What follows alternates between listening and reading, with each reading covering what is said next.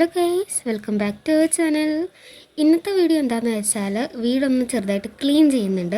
അപ്പോൾ അതിൻ്റെയൊക്കെ ഒരു വീഡിയോ, പിന്നെ എൻ്റെ ഇയറിങ്സ് കളക്ഷൻ, അതിൻ്റെയൊക്കെ പറ്റിയിട്ടുള്ളൊരു വീഡിയോ ആണ്. പിന്നെ ഇന്നത്തെ ദിവസം ഒരുപാട് സ്പെഷ്യലായിട്ടുള്ളതും കൂടിയാണ്. കാരണം നമ്മുടെ വീടിന് തൊട്ട് ഫ്രണ്ടിൽ ഒരു അമ്പലമുണ്ട്.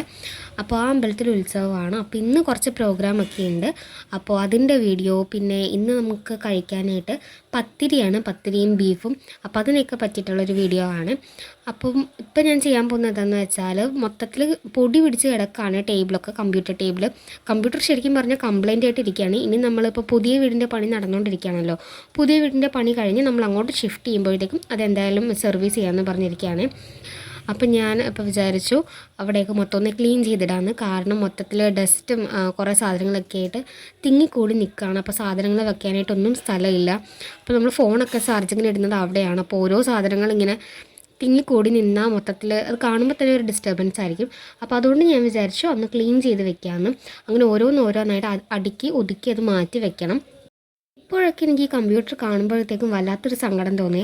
കാരണം ഞാൻ ചെറുപ്പത്തിലൊക്കെ എൻ്റെ ഈ കമ്പ്യൂട്ടറിൽ ഞാൻ വെറുതെ ഡ്രോയിങ്സ് ഒക്കെ ചെയ്യുന്നതല്ലാതെ, സിനിമ കാണുന്നതല്ലാതെ ഞാനിങ്ങനെ യൂസ് ചെയ്യില്ലായിരുന്നു ഇത്.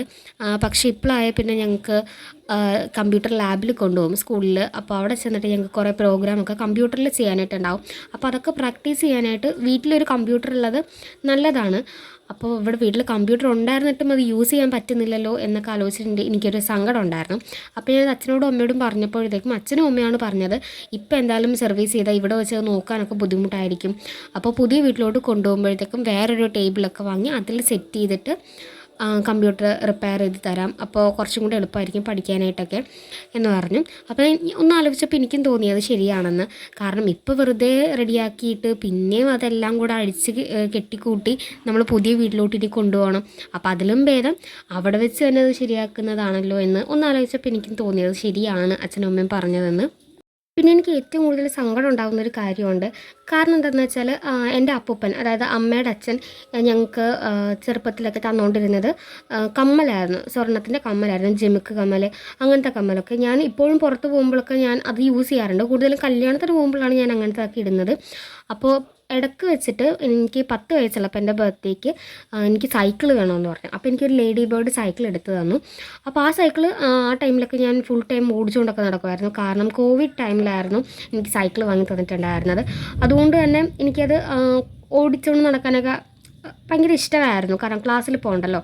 എപ്പോൾ നോക്കിയാലും ഞാൻ ആ സൈക്കിൾ എടുത്ത് അതുമായിട്ട് എവിടെയെങ്കിലുമൊക്കെ ഇങ്ങനെ പോയിക്കൊണ്ടേയിരിക്കും. അത് കഴിഞ്ഞ് സ്കൂൾ തുറന്ന് കഴിഞ്ഞിട്ട് പിന്നെ ഞാൻ ആ സൈക്കിൾ എടുക്കാറില്ലായിരുന്നു. അപ്പോൾ എനിക്ക് അത് യൂസ് ചെയ്യാൻ പറ്റാതെ അങ്ങനെ വെച്ച് അത് തുരുമ്പടിച്ച് നശിഞ്ഞു പോയി. അത് കഴിഞ്ഞിട്ട് അമ്മേനോട് ഞാൻ പറഞ്ഞപ്പോഴത്തേക്കും അമ്മ 2000 രൂപ കൊടുത്ത് അതെനിക്ക് പിന്നെയും പെയിൻറ്റ് ചെയ്ത് എല്ലാം സെറ്റ് ചെയ്ത് തന്നു. അത് സെറ്റ് ചെയ്ത് തന്നിട്ട് നേരെ അവിടെ നിന്ന് അമ്മ വീട്ടിലോട്ടായിരുന്നു അത് ഞാൻ ചവിട്ടിക്കൊണ്ട് പോയത്. കാരണം റിപ്പയർ ചെയ്യാനായിട്ട് കൊടുത്തിട്ട് അവിടെ നിന്ന് നേരെ അമ്മ വീട്ടിലോട്ട് ചവിട്ടിക്കൊണ്ട് വന്നു. അവിടെ നിന്ന് ഞാൻ നേരെ ഞങ്ങളുടെ വീട്ടിലോട്ട് ചവിട്ടിക്കൊണ്ട് വന്നു. അന്ന് ഞാൻ ചവിട്ടിയതാണ് ആ സൈക്കിള് രണ്ടാമത് റിപ്പയർ ചെയ്തിട്ട് അന്ന് ഞാൻ സൈക്കിൾ ചവിട്ടി വെച്ചതാണ്. പിന്നെ ഞാനത് എടുത്തിട്ടേ ഇല്ല. റിപ്പയർ ചെയ്ത് അന്നൊന്ന് ചവിട്ടി, അത് കഴിഞ്ഞിട്ട് പിന്നെ ഞാൻ ആ സൈക്കിൾ എടുത്തിട്ടേ ഇല്ല. അപ്പോൾ എനിക്ക് അപ്പം തരുന്ന എൻ്റെ രണ്ടാമത്തെ സൈക്കിളാണിത്. സൗഭാഗ്യക്കും ഒരു സൈക്കിൾ കൊടുത്തിട്ടുണ്ടായിരുന്നു. സൗഭാഗ്യക്ക് അതിന് മുമ്പൊക്കെ കൊടുത്തുകൊണ്ടിരുന്നത് കമ്മലായിരുന്നു. സൗഭാഗ്യക്ക് 4 ജോഡി കമ്മൽ കൊടുത്തിട്ടുണ്ട്. എനിക്ക് 8 ജോഡി കമ്മലും തന്നിട്ടുണ്ട്. സ്വർണ്ണത്തിൻ്റെയാണ് ഇതൊക്കെ. അപ്പം അതൊക്കെ ആലോചിക്കുമ്പോഴത്തേക്കും അയ്യോ, ഇത്രയും കഷ്ടപ്പെട്ട് എനിക്ക് അപ്പം വാങ്ങിത്തന്നതാണല്ലോ. കമ്മലൊക്കെ അതേപോലെ ഇരിപ്പുണ്ട്. ആദ്യമായിട്ടാണ് എനിക്ക് ഡിഫറെൻ്റ് ആയിട്ടുള്ള കമ്മലിൽ നിന്നൊക്കെ ഒരുപാട് ഡിഫറെൻ്റ് ആയിട്ടുള്ള ഒരു സംഭവമാണല്ലോ സൈക്കിൾ. അത് മേടിച്ച് തന്നെ എന്നിട്ട് എനിക്കത് നന്നായിട്ട് കൊണ്ടു നടക്കാൻ പറ്റിയില്ലല്ലോ എന്നൊക്കെ ആലോചിക്കുമ്പോഴത്തേക്കും എനിക്ക് എപ്പോഴും അത് ഭയങ്കരമായിട്ടൊരു സങ്കടം തോന്നുമായിരുന്നു. ഇപ്പോഴും ഞാൻ ആ സൈക്കിൾ കാണുമ്പോഴത്തേക്കും അയ്യോ, അത് റിപ്പയർ ചെയ്യിക്കേണ്ടിയിരുന്നില്ല എന്നൊക്കെ തോന്നും. ഇപ്പം ഞാനത് ചവിട്ടാത്തതിൻ്റെ കാരണം എന്ന് വെച്ചാൽ ഞങ്ങളിപ്പോൾ ക്ലാസ്സിൽ പോകുമല്ലോ. അത് കഴിഞ്ഞിട്ട് ഞങ്ങൾ ഇവിടെ തന്നെയാണ് വന്നിറങ്ങുന്നത്, ഞങ്ങളുടെ വീട്ടിൽ തന്നെ. നേരത്തെ ഞങ്ങൾ രാവിലെ ഞങ്ങളുടെ വീട്ടിൽ നിന്ന് സ്കൂളിലോട്ട് പോകും. അത് കഴിഞ്ഞിട്ട് അച്ഛനും അമ്മയും ജോലിക്ക് പോകും. അപ്പോൾ ഇവിടെ ആരും ഉണ്ടാകത്തില്ല. അതുകൊണ്ട് ഞങ്ങൾ അമ്മയുടെ വീട്ടിലാണ് ഇറങ്ങിക്കൊണ്ടിരുന്നത്. അപ്പോൾ ഞങ്ങൾക്ക് സൈക്കിള് ഇടയ്ക്കൊക്കെ ചവിട്ടിക്കൊണ്ട് പോരാം. ഇങ്ങോട്ട് ഞങ്ങൾക്ക് തനിയാണെങ്കിലും ചവിട്ടിക്കൊണ്ട് പോരാമല്ലോ. ഇല്ലെങ്കിൽ ഞങ്ങൾ അപ്പൂപ്പനെ ഇങ്ങോട്ടാക്കി തരേണ്ടി വരും. അതുകൊണ്ടൊക്കെ അങ്ങനെയൊക്കെ ഇടയ്ക്ക് യൂസ് ചെയ്യാൻ പറ്റുമായിരുന്നു. അത് കഴിഞ്ഞ് ഇപ്പോഴായ പിന്നെ ഞങ്ങൾ സ്കൂളിൽ പോയിട്ട് നേരെ ഇവിടെ തന്നെയാണ് വന്നിറങ്ങുന്നത്. ഞങ്ങൾ രണ്ടുപേരും, ഞാനും അനിയത്തി മാത്രമേ ആ സമയം ഉണ്ടാവുള്ളൂ. അച്ഛനും അമ്മയും രാത്രി ആകുമ്പോഴത്തേക്ക് എത്തും. അപ്പോൾ ആ സമയമൊക്കെ എനിക്ക് ഇപ്പോഴായപ്പോൾ എനിക്ക് ഒട്ടും സൈക്കിൾ ചവിട്ടാൻ പറ്റാറില്ല. ഇപ്പോൾ അത് പിന്നെയും തുരുമ്പടിച്ചൊക്കെ ഇരിക്കുകയാണ്. ഇത് സത്യം പറഞ്ഞാൽ അമ്മയുടെ അടുത്ത് സൈക്കിളിൻ്റെ കാര്യം പറയാനേ പറ്റില്ല. കാരണം അമ്മ ഉടനെ ചൂടാവും. വെറുതെ എൻ്റെ 2000 രൂപ പോയെന്നൊക്കെ പറഞ്ഞിട്ട്. അത് പറയുമ്പോഴത്തേക്ക് എനിക്കും വല്ലാത്തൊരു സങ്കടം തോന്നുന്നു. പക്ഷേ വേണ്ടിയിരുന്നില്ല, ഞാനത് അന്ന് റിപ്പയർ ചെയ്യാൻ പറയേണ്ടിയിരുന്നില്ല എന്നൊക്കെ. ഇടയ്ക്കമ്മ അതൊക്കെ പറഞ്ഞ് എന്നോട് ചൂടാവാൻ വരും. അപ്പോഴത്തേക്ക് ഞാൻ അപ്പോഴത്തെ ദേഷ്യത്തിൽ ഞാൻ പറയും, ഞാനത് ഫ്യൂച്ചറിൽ നമുക്ക് ആ പൈസ ഇരട്ടിയായിട്ട് തരുമെന്നൊക്കെ.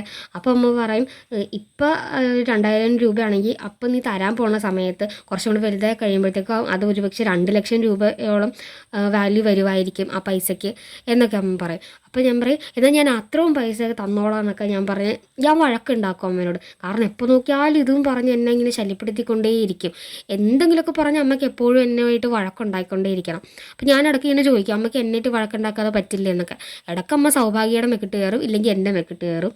അപ്പോൾ ഇങ്ങനെയൊക്കെ പറഞ്ഞ് എപ്പോഴും ഇങ്ങനെ ടോർച്ചർ ചെയ്തുകൊണ്ടിരിക്കുമ്പോഴത്തേക്കും ഞാനും ഇങ്ങനെയൊക്കെ ചോദിക്കും, അമ്മയ്ക്ക് എന്തുവാ എപ്പോഴും ഞങ്ങളെ വഴക്കിടാനേ നമുക്ക് നേരമുള്ള എന്നൊക്കെ. അമ്മേനായിട്ട് ഇങ്ങനെ വഴക്കുണ്ടാക്കി കഴിഞ്ഞിട്ട് കുറച്ച് കഴിഞ്ഞ് ഞാൻ പോയി സോറി പറയും. സോറി പറഞ്ഞ് കഴിയുമ്പോഴത്തേക്കും അമ്മ പിന്നെ കുറേ ഉപദേശമൊക്കെ തരും, കുറേ ക്ലാസ് എടുക്കും എനിക്ക്. അപ്പം ഞാൻ ഓർക്കും, പക്ഷേ സോറി പറയാൻ വരേണ്ടിയിരുന്നില്ല, ഇത്ര ഉപദേശമൊക്കെ ഇവിടെ ഇരുന്ന് കേൾക്കേണ്ടി വരില്ലായിരുന്നല്ലോ എന്നൊക്കെ. അമ്മ മെയിനായിട്ട് പറയുന്ന കാര്യം എന്താണെന്ന് വെച്ചാൽ, അച്ഛനമ്മമാർ വഴക്ക് പറയുന്നപ്പോഴും നല്ലതിന് വേണ്ടിയാണ്, അങ്ങനെയാണ് ഇങ്ങനെയാണെന്നൊക്കെ. അതൊക്കെ ശരിക്കും പറഞ്ഞാൽ സത്യമായിട്ടുള്ള കാര്യങ്ങൾ തന്നെയാണ്. പക്ഷേ ഇത് എപ്പോഴും കേട്ട് കേട്ട് സത്യം പറഞ്ഞാൽ എനിക്ക് ബോറടിക്കും. അപ്പോഴാണ് ഞാനിങ്ങനെ ആലോചിക്കുന്നത്, പക്ഷേ വരേണ്ടിയിരുന്നില്ല, ഇപ്പം വന്ന് സോറി പറയേണ്ടിയിരുന്നില്ല എന്നൊക്കെ. പിന്നെ എൻ്റെ മെയിനായിട്ടുള്ള കുഴപ്പം എന്താണെന്ന് വെച്ചാൽ, ഞാനിപ്പോൾ എന്തെങ്കിലുമൊക്കെ പണി ഒപ്പിച്ച് വെച്ചിട്ടുണ്ടെങ്കിൽ തന്നെ ഞാനായിട്ട് അത് അമ്മയോട് എന്ന് പറയും. കാരണം അമ്മ എന്തായാലും അത് കണ്ടുപിടിക്കും. അമ്മയായിട്ട് കണ്ടുപിടിച്ചാൽ എന്നെ ഉറപ്പായിട്ടും തല്ലും. അതിലും ഭേദം ഞാനായിട്ട് ചെന്ന് പറയണമല്ലേ എന്ന് വിചാരിച്ചിട്ട് എല്ലാ കാര്യവും ഞാൻ അമ്മയോട് പറയും. അപ്പോഴും അമ്മ എനിക്ക് കുറേ ഉപദേശങ്ങളൊക്കെ തരും. അപ്പോഴും ഞാൻ ആലോചിക്കും, പക്ഷേ പറയേണ്ടിയിരുന്നില്ല, വേണ്ടിയിരുന്നില്ല എന്നൊക്കെ. പക്ഷെ സൗഭാഗ്യം എന്നെയായിട്ട് കമ്പയർ ചെയ്യുമ്പോഴത്തേക്കും എൻറ്റയർലി ഡിഫറെൻ്റ് ആണ്. കാരണം എന്തെങ്കിലുമൊക്കെ അവൾ ഒപ്പിച്ചിട്ടുണ്ടെങ്കിൽ അത് അവൾ അമ്മേനോട് പറയത്തുമില്ല, അവളത് നൈസായിട്ട് ഒതുക്കി തീർക്കുകയും ചെയ്യും. അതൊക്കെ കാണുമ്പോഴത്തേക്ക് ഞാനായിരിക്കും, പക്ഷേ ഇവളെക്കൊണ്ട് ഇതെങ്ങനെ പറ്റുന്നു, എന്നെക്കൊണ്ട് ഇത് ഇത്രയും പറ്റുന്നില്ലല്ലോ എന്നൊക്കെ. ഞാനായിട്ട് തന്നെ അമ്മയോട് ചെന്ന് പറഞ്ഞ് ഒരുപാട് ഉപദേശവും കേൾക്കും, കുറേ ചീത്തയും കേൾക്കും, ചില സമയത്ത് കുറേ അടിയും കൊള്ളും. അപ്പോൾ ഞാൻ ആലോചിക്കും, പക്ഷേ ഇവളായിട്ട് വല്ലതും ജനിച്ചാൽ മതിയായിരുന്നു എന്നൊക്കെ. പക്ഷേ മറ്റ് ചില സമയങ്ങളിൽ എനിക്ക് തോന്നും, ഓ വേണ്ടിയിരുന്നില്ല, ഞാനായിട്ട് തന്നെ ഇരുന്നാൽ മതിയെന്നൊക്കെ. കാരണം ചില സമയമൊക്കെ സൗഭാഗ്യക്കിട്ട് അടി കിട്ടാറുണ്ട്. അടി കിട്ടുന്ന സമയത്ത് സൗഭാഗ്യനെ ഓടിച്ചിട്ട് അടിക്കുകയായിരിക്കും പതിവ്. ഇന്ന് അമ്പലത്തിൽ ഡാൻസ് പ്രോഗ്രാം ഒക്കെ ഉണ്ടായിരുന്നേ. അപ്പോൾ അത് കണ്ടിട്ട് ഞാൻ അടുക്കളയിലോട്ട് വന്നു. അപ്പോൾ അമ്മ അവിടെ പത്തിരിയും ബീഫൊക്കെ ഉണ്ടാക്കുന്ന തിരക്കിലായിരുന്നേ. ആ സമയത്ത് ഞങ്ങൾ തമ്മിൽ ചെറിയൊരു ടോക്ക് ഉണ്ടായി. അതിനിടക്ക് എനിക്ക് ശരിക്കും പറഞ്ഞാൽ ദേഷ്യം വന്നേ. കാരണം എന്താണെന്ന് വെച്ചാൽ, എനിക്ക് ഭയങ്കര ആഗ്രഹമാണ് ഡാൻസ് പഠിക്കണമെന്നുള്ളത്. എനിക്ക് ചെറുപ്പം മുതൽ ഞാൻ ഈ ഡാൻസൊക്കെ കുറേ കാണും. അപ്പോൾ എനിക്ക് ചിലരൊക്കെ ഡാൻസ് കളിക്കുന്ന കാണുമ്പോഴേക്കും, അയ്യോ എനിക്കും ഡാൻസ് കളിക്കണം, എനിക്കും ഡാൻസ് പഠിക്കണം എന്നൊക്കെ തോന്നും. അപ്പോൾ ഞാനിത് അമ്മയോട് പറഞ്ഞപ്പോഴത്തേക്കും അമ്മ പറഞ്ഞു, പഠിക്കണം, എപ്പോഴും പഠിത്തമാണ് ഇമ്പോർട്ടൻ്റ്, പഠിച്ചില്ലെങ്കിൽ എവിടെയും എത്തില്ല എന്നൊക്കെ. പഠിക്കണം, അത് സത്യം തന്നെയാണ്, പഠിച്ചാലേ നമ്മൾ എവിടെയെങ്കിലുമൊക്കെ എത്തുള്ളൂ. പക്ഷേ പഠിത്തം കൊണ്ട് മാത്രം ആയില്ലല്ലോ, ഇതേപോലത്തെ എക്സ്ട്രാ കരിക്കുലർ ആക്ടിവിറ്റിക്കും നമ്മൾ മുന്നിൽ തന്നെ വേണമല്ലോ. അപ്പോൾ ഞാനടക്കം അമ്മേനെ കളിയാക്കും, ഇതേപോലെ ഒരു കഴിവില്ലാത്ത ആൾക്കാരോട് ഇതൊന്നും പറഞ്ഞിട്ട് ഒരു കാര്യമില്ല എന്നൊക്കെ പറഞ്ഞിട്ട്. അപ്പോൾ അമ്മ പറയും, വെറുതെ എൻ്റെ കയ്യിൽ നിന്ന് അടി മേടിക്കേണ്ട, പൊയ്ക്കോന്നും പറഞ്ഞിട്ട് എന്നെ ഓടിച്ച് വിടും. പക്ഷേ ഇതേ സമയം സൗഭാഗ്യമാണ് പറഞ്ഞിരുന്നെങ്കിലുണ്ടല്ലോ, അമ്മ അവളെ നൈസായിട്ട് സോപ്പിട്ട് ഒതുക്കി തീർക്കും. അവളൊരു മണ്ടി ആയതുകൊണ്ട് തന്നെ അവൾ അതിൽ വീഴുകയും ചെയ്യും. എനിക്കാണെങ്കിൽ ജന്മന ഭയങ്കര ബുദ്ധി ആയതുകൊണ്ട് തന്നെ അമ്മ എന്തെങ്കിലുമൊക്കെ പറഞ്ഞാൽ ഞാൻ മാറി നിന്ന് കരയായിരിക്കും പതിവ്. സത്യം പറഞ്ഞ ഈ ഡാൻസിൻ്റെ കാര്യമൊക്കെ ഞാൻ പാരൻസിനോട് പറയുന്നതിനേക്കാൾ കൂടുതൽ എൻ്റെ ഫ്രണ്ട്സിനോടാണ് പറയാറുള്ളത്. എനിക്കൊരു ഫ്രണ്ട് ഉണ്ട്, എൻ്റെ ബെസ്റ്റ് ഫ്രണ്ട്. കുറേ ഫ്രണ്ട്സ് ഉണ്ടെങ്കിലും ഞാൻ ആ ഒരു ഫ്രണ്ടിനായിട്ടാണ് ഭയങ്കര കമ്പനിയാണ്. ചാരു എന്നാണ് പേര്. അപ്പോൾ ഞാൻ ചാരുമോളെ എന്നാണ് വിളിക്കുന്നത്. ചാരുമോളായിട്ട് ഞാൻ ഭയങ്കര കമ്പനിയാണ്. ഞാൻ എല്ലാ കാര്യവും ചാരുമോളോട് പറയാറുണ്ട്. അപ്പോൾ ഞാൻ ചാരുമോളോട് പറഞ്ഞൊരു കാര്യം ഉണ്ടായിരുന്നു എന്ന് വെച്ചാൽ, എൻ്റെ ഒരു ഫ്രണ്ട് ഉണ്ട് ദയ എന്ന് പറഞ്ഞിട്ട്. ദയ ഞങ്ങളുടെ കൂടെ തന്നെയാണ് ഇരിക്കുന്നതൊക്കെ. അപ്പോൾ ദയ ഒരു ക്ലാസിക്കൽ ഡാൻസറാണ്. അപ്പോൾ ദയക്ക് ഇതേപോലെ പ്രോഗ്രാമൊക്കെ കിട്ടും ഗുരുവായൂർ അങ്ങനെയുള്ള സ്ഥലത്തൊക്കെ. അപ്പോൾ ദയ ഇടക്ക് ഗുരുവായൂർ അരങ്ങേറ്റത്തിൻ്റെ ഒരു വീഡിയോ ഇട്ടിട്ടുണ്ടായിരുന്നു, അപ്പോൾ സ്റ്റാറ്റസ്. അപ്പോൾ അത് കണ്ടപ്പോഴത്തേക്കും എനിക്ക് ഭയങ്കരമായിട്ട് സങ്കടമായി. അയ്യോ എനിക്ക് ഡാൻസ് കളിക്കാൻ പറ്റുന്നില്ലല്ലോ, എത്ര നാളായി ഞാൻ ആഗ്രഹിക്കുന്നത്, എന്നെക്കൊണ്ട് പറ്റുന്നില്ലല്ലോ എന്നൊക്കെ. അപ്പോൾ പോകാനായിട്ട് പറ്റും, പക്ഷെ കൊണ്ടുവിടാനും ഇങ്ങോട്ട് തിരിച്ച് കൊണ്ടുവിടാനും ഒക്കെ ആയിട്ട് ആരുമില്ല, അതുകൊണ്ടാണ് ആക്കാത്തത് എന്നൊക്കെ പറഞ്ഞിട്ട് അച്ഛനും അമ്മയും ഓരോ ന്യായങ്ങൾ പറയും. അപ്പോഴാണ് എനിക്ക് ശരിക്കും ദേഷ്യം വരുന്നതും സങ്കടമാവുന്നതും ഒക്കെ. കാരണം ഒന്ന് അങ്ങോട്ട് കൊണ്ടാക്കിയിട്ട് ഇങ്ങോട്ട് കൊണ്ടുവന്ന് വിട്ടാൽ പോരെ. അതിനും എൻ്റെ ഒരു ആഗ്രഹത്തിന് എതിര് നിൽക്കുന്നല്ലോ എന്നൊക്കെ ആലോചിച്ചിട്ട്. പക്ഷെ അച്ഛനോടും അമ്മയോട് ചോദിക്കുന്ന സമയത്ത് അച്ഛനും അമ്മയും പറയും, അങ്ങനെ കൊണ്ടുപോയി വിടാനും തിരിച്ചു കൊണ്ടുവരാനും ആരും ഇല്ലാത്തത് കൊണ്ടല്ലേ, അച്ഛനും അമ്മയും ജോലിക്ക് പോകുമല്ലോ, അപ്പോൾ ആരും അങ്ങോട്ട് കൊണ്ടുപോകും, ഇങ്ങോട്ട് തിരിച്ച് കൊണ്ടുവന്ന് വിടും. ഒന്നാമത് പെങ്കൊച്ചാണ്, ഒറ്റയ്ക്ക് അങ്ങനെ ബസ്സിലൊന്നും വിടാൻ പറ്റത്തില്ല. ചില സമയത്ത് കൂടുതലും ഡാൻസൊക്കെ ഇവിടെയൊക്കെ നമുക്ക് വൈകുന്നേരമാണ് വെക്കുന്നത്. സാറ്റർഡേ സൺഡേ വൈകുന്നേരമൊക്കെയാണ് ക്ലാസ് വെക്കുന്നത്. അപ്പോൾ ലേറ്റ് ആവും. പിന്നെ ഞങ്ങളുടെ ഇങ്ങോട്ട് അങ്ങനെ ഡയറക്റ്റ് ബസ്സൊന്നുമില്ല. സ്റ്റാൻഡിൽ ചെന്നിട്ട് അവിടെ നിന്ന് ബസ് കയറിയൊക്കെ വരണം. അപ്പോൾ അതുകൊണ്ടൊക്കെ തന്നെ ആണ് വിടാത്തത് എന്നൊക്കെ പറയും. അപ്പോഴാണ് എനിക്ക് ശരിക്കും സങ്കടമാകുന്നത്. ഇങ്ങനെയൊക്കെ ഒരു കാര്യം കൊണ്ടാണല്ലോ എനിക്ക് പഠിക്കാൻ പറ്റാതെ പോകുന്നത് എന്നൊക്കെ. പക്ഷേ ഇപ്പോൾ എനിക്ക് ചെറിയൊരു ഹോപ്പുണ്ട് ഡാൻസ് പഠിക്കാൻ പറ്റുമെന്നുള്ളതിൽ. കാരണം എന്താണെന്ന് വെച്ചാൽ നമ്മൾ പുതിയ വീട് വെക്കുന്നത് സ്കൂളിനടുത്തായിട്ടാണ്. അപ്പോൾ സ്കൂളിനടുത്തായിട്ട് ഒരു ബിൽഡിംഗ് ഉണ്ട്. അപ്പോൾ ആ ഒരു ബിൽഡിങ് ഗോവിന്ദ ബൊട്ടിക് എന്ന് പറഞ്ഞിട്ട് കുറച്ച് ഡ്രസ്സിൻ്റെയൊക്കെയാണ്. അപ്പോൾ അതിന് തൊട്ട് മുകളിലത്തെ നിലയിൽ ഒരു ഡാൻസ് സ്കൂളുണ്ട്. അപ്പോൾ ഞാനത് കഴിഞ്ഞ ദിവസം ആ ബിൽഡിങ്ങിൻ്റെ പണിയൊക്കെ കഴിഞ്ഞിട്ട് അവരെന്തൊക്കെയോ ബോർഡ് വെക്കുന്നുണ്ടായിരുന്നു. അപ്പോഴാണ് ഞാനത് കണ്ടത്. കലാമുദ്ര ഡാൻസ് സ്കൂൾ എന്ന് പറഞ്ഞിട്ട്, സ്കൂൾ ഓഫ് ആർട്സ് എന്നൊക്കെ പറഞ്ഞിട്ട് ഒരു ബോർഡ് കണ്ടു.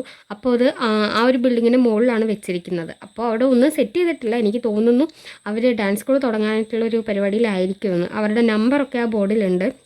അപ്പോൾ ഇനി അതൊന്ന് നോക്കിയിട്ടൊന്ന് വിളിക്കണം. അപ്പോൾ എങ്ങനെയാണെന്നൊക്കെ ഒന്ന് അറിഞ്ഞാൽ പോയാൽ കൊള്ളാമെന്നുണ്ട്. കാരണം സ്കൂളിലോട്ട് ഞങ്ങൾക്ക് നടന്നു പോയാൽ മതിയല്ലോ. ഇത് സ്കൂളിന് തൊട്ടടുത്തായി ബിൽഡിംഗ് ഉള്ളത്.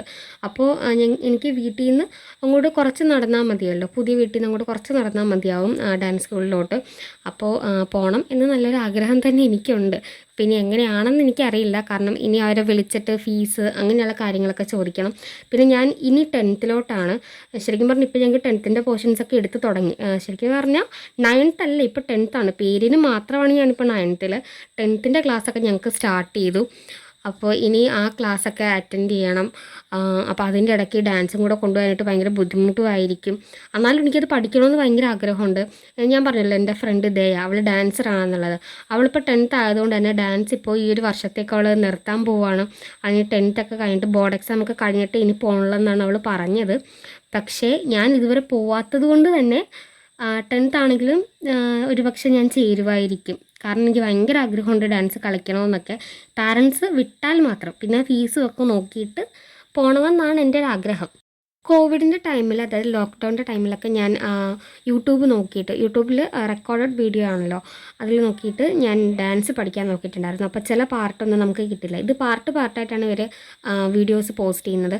അപ്പോൾ ചില പാർട്ടൊന്നും നമുക്ക് കിട്ടില്ല. ആ പാർട്ട് കാണാതെ അടുത്ത സെക്ഷൻ നമ്മൾ കണ്ടിട്ട് ഒരു കാര്യവും ഇല്ല. അപ്പോൾ അതുകൊണ്ട് തന്നെ ഞാൻ ഓൺലൈൻ പഠിക്കുന്നത് അവിടെ വെച്ച് നിർത്തി.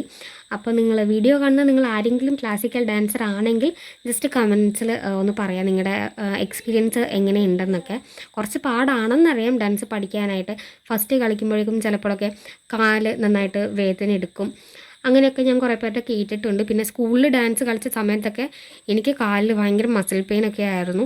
അതുകൊണ്ട് എനിക്കും അറിയാം ആ ഡാൻസ് കളിക്കാനായിട്ടൊക്കെ ഭയങ്കര ബുദ്ധിമുട്ടാണെന്നുള്ളത്. അപ്പോൾ നിങ്ങളുടെ എക്സ്പീരിയൻസ് ജസ്റ്റ് ഒന്ന് കമൻസിൽ പറയാം. എനിക്ക് അറിയാനായിട്ടാണ് എങ്ങനെയാണ് ആ ഒരു ഇതെന്നൊക്കെ അറിയാനായിട്ട്. പാടാണോ, നിങ്ങളുടെ ഫീലിങ്സൊക്കെ ഒന്ന് അറിയാൻ വേണ്ടിയിട്ടാണ് ഞാൻ ചോദിച്ചത്. ആൻഡ് ഇതൊക്കെ സംസാരിക്കുന്നതിനിടയിൽ നമ്മുടെ ഇപ്പോഴത്തെ ഈ വീഡിയോയുടെ കാര്യം ഞാൻ മറന്നേ പോയി. ഇപ്പോൾ കാണിച്ച കമ്മലൊക്കെ ഉണ്ടല്ലോ, ഇതൊക്കെ എൻ്റെ ഫേവറേറ്റ് കമ്മലാണ്. ഇതെല്ലാം എൻ്റെ അല്ല. ഞാനിപ്പോൾ കാണിച്ച ജിമിക്കൊക്കെ ഇല്ലേ, അതൊക്കെ അമ്മയുടേതാണ്. പിന്നെ റിങ് പോലെ വന്നിട്ടുള്ള ഒരു ജിമിക്കുണ്ടല്ലോ, റിങ് പോലെ വന്നിട്ട് താഴെ തൂക്കാനുള്ള ഒരെണ്ണം, അത് എൻ്റെയാണ്. പിന്നെ അമ്മ വൈകുന്നേരം പത്തിരിയും ഇറച്ചിക്കറിയൊക്കെ ഉണ്ടാക്കി. അങ്ങനെ അതൊക്കെ റെഡിയായി ഒരു സിനിമയൊക്കെ കണ്ടു. അപ്പോൾ അത്രയുള്ള ഇന്നത്തെ വീഡിയോ ഇഷ്ടപ്പെട്ടാൽ ലൈക്ക് ചെയ്യുക, ഷെയർ ചെയ്യുക, സബ്സ്ക്രൈബ് ചെയ്യുക.